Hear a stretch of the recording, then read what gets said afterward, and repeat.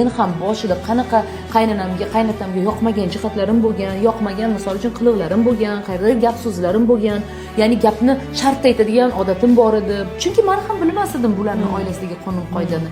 Men o'shanda ham erimni 1-2 bular menga nisbatan o'sha xotining falon, xotining pismadon degandan keyin vaziyat jiddiylashib, hattoki o'sha qayerdadir o'sha bir-birimizga sovuq bo'lib, qayerdadir o'sha ajrashamiz deb turgan joyda o'shanda ham erim shunaqa qaror qabul qilganki, bo'ldi. Mana bugundan boshlab mana qaynonamni, qaynatamni meni hammani o'tkazib aytganki, dada oyi, mana shu ayolni men tanladim, turmush qurdik, sizlarga yoqgan, sizlarni roziliklaringiz bo'lmagan bu ish.